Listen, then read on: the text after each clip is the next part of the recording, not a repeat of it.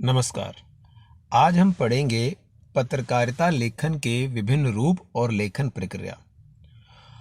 लोकतंत्र में अखबार एक पहरेदार, शिक्षक और जनमत निर्माण का कार्य करते हैं। आपने देखा होगा कि अखबार से हमें अनेक सूचनाएं मिलती हैं, तो वो एक शिक्षक का काम करते हैं, क्योंकि उनसे जनमत का भी निर्माण होता है। यहाँ पे जनमत क्या है? यानी जनता का मत, और जनता का मत निर्माण करने में अखबार की बहुत ही ज़्यादा अहम भूमिका है। और अखबार पाठकों को सूचना देने, जागरूक और शिक्षित बनाने, उनका मनोरंजन करने का दायित्व निभाते हैं। आप देखते होंगे कि कोई भी समसामयिक कोई भी सूचना हो तो वो सब चीज़ें हमें किससे प्राप्त होती है? अखबार के माध्यम से। अब वो चाहे लिखित माध्यम यानी प्रिंट माध्यम हो या इलेक्ट्रॉनिक माध्यम हो, इन दोनों माध्यमों के द्वारा हम उन सूचना को ग्रहण करते हैं, उस सूचना को, और उससे हम जागरूक बनते हैं। और पत्रकार इस दायित्व की पूर्ति के लिए लेखन के विभिन्न रूपों का प्रयोग करते हैं। और यह कौन कौन से रूप हैं, इनके बारे में आज हम चर्चा करेंगे। और पत्रकारीय लेखन एवं सृजनात्मक लेखन एक दूसरे से किस प्रकार भिन्न है, क्योंकि एक पत्रकार का लेखन और एक सृजनात्मक लेखन, पत्रकार यानी एक जैसे अखबार में लेखन देखते हैं, उसका लेखन एक सृजनात्मक लेखन से कैसे अलग है? क्योंकि सृजनात्मक लेखन में लेखक को बहुत सी छूट मिल जाती है, उसमें कल्पना का समावेश हो जाता है। और जब हम सृजनात्मक लेखन लिखते हैं तो उसके अंदर हम कल्पना की छूट ले लेते हैं। जैसे हम बारिश के बारे में लिखने हैं, या किसी भी सृजनात्मक लेखन जैसे आप लिखोगे किसी भी चीज़ के बारे में, कोई भी आप विषय लेते हैं तो उस विषय के ऊपर आप अपनी कल्पना का समावेश उसमें कर देते हैं। जबकि पत्रकारीय लेखन होता है, उसमें हम उस सूचना के इर्द गिर्द ही रहते हैं, यानी जो वास्तविक घटनाएं हैं उसको हमारा जो मेन जो मुद्दा होता है वो उसी पर इर्द गिर्द घूमता है, यानी हमें उसमें कल्पना का समावेश नहीं करना होता है। इसलिए पत्रकारीय लेखन सृजनात्मक लेखन से अलग होता है, और इसका संबंध समसामयिक और वास्तविक घटनाओं और मुद्दों से होता है, क्योंकि इसमें हम समसामयिक यानी आसपास की जो अभी की घटनाएं हैं, जो वास्तविक घटनाएं हैं, उन सब की सूचना जो है हम पाठक वर्ग को देते हैं। और दूसरा जो है, इस लेखन में जो सृजनात्मक लेखन है, इस लेखन में कल्पना का समावेश किया जाता है। दूसरा पॉइंट देखेंगे आप कि जो पत्रकारीय लेखन है, यह अनिवार्य रूप से तात्कालिक और पाठकों की रुचियों और जरूरतों को ध्यान में रखकर किया जाता है, कि जो तत्काल जो पाठक की क्या रुचियां हैं उसके हिसाब से, और जो न्यूज़ आ रही है यानी जो घटना घटी है उसके बारे में ध्यान रखना होता है। और जो सृजनात्मक लेखन है, इस लेखन में लेखक पर बंधन नहीं होता, वो काफ़ी छूट प्राप्त कर लेता है। यानी पत्रकार जो है एक दायरे में रहता है, लेकिन सृजनात्मक लेखन जो लेखक होता है वह दायरे से बाहर निकलता है, वो अपना ही दायरा खुद निर्माण करता है उसका, और खुद ही उसी दायरे के अनुसार चलता रहता है। तभी यहाँ पर कल्पना का समावेश होता है।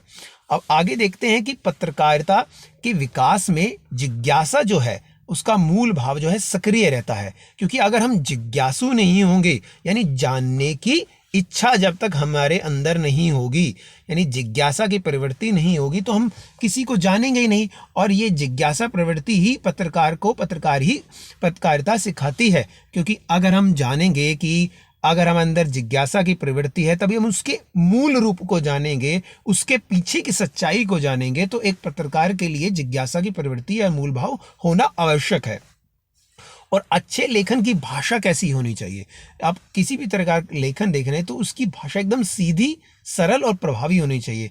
ऐसे नहीं कि हम जो क्लिष्ट भाषा का यानी जो कठिन भाषा का प्रयोग करें, जबकि हमें सिर्फ सीधी, सरल, प्रभावी भाषा होनी चाहिए, जिससे पाठक वर्ग पर उसका प्रभाव पड़े और सूचना का जो है सीधी उनके पास पहुंच जाए। अच्छे लेखन के लिए ध्यान देने योग्य बातें क्या हैं?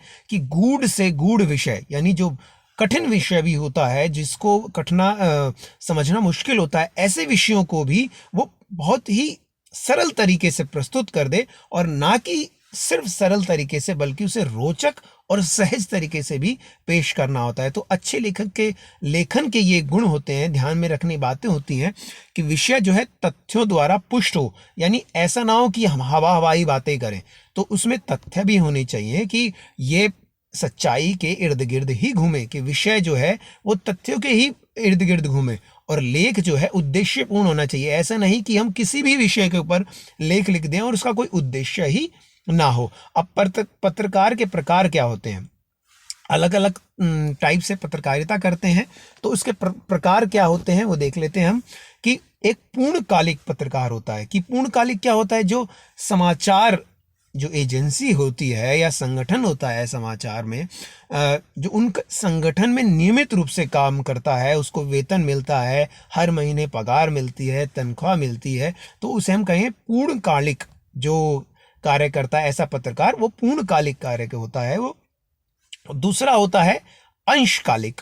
अंशकालिक है एक निश्चित मानदेय पर काम करने वाला व्यक्ति, यानी उसे एक निश्चित पैसे दिए जाते हैं, मानदेय यानी उसका जितना उसने किया है उस हिसाब से उसे पैसे दिए जाते हैं और वो उस पर कार्य करता है, इसलिए इसे नाम रखा गया अंशकालिक। और तीसरा होता है फ्रीलांसर, यानी फ्रीलांसर वह व्यक्ति होता है वो किसी भी अखबार के लिए या दूसरे अखबारों के लिए लिख सकता है, फ्रीलांसिंग करता है, यानी उसे स्वतंत्र पत्रकार होता है, जो उसे भुगतान मिलता है तो उसके लिए वो फीचर राइटिंग या कोई लेख या कुछ भी लिखता रहता है, कि वो विभिन्न अखबारों के लिए अपनी अलग अलग चीज़ें देता रहता है। तो इस तरीके से हमने देखा कि जो अखबार यानी पत्रकारिता का कार्य जो है वो बहुत ही महत्वपूर्ण हो जाता है। तो पत्रकारिता के जो प्रकार हैं जो हमें देखने पड़ेंगे, तो उसमें 6 चीज़ें बहुत महत्वपूर्ण होती हैं एक पत्रकार के लिए। वो कौन सी होती हैं, इसे इंग्लिश में कहते हैं, अंग्रेजी में कहते हैं 5W1H, यानी हिंदी में इसे कहेंगे क्या, कौन, कहाँ, कब, कैसे, क्यों।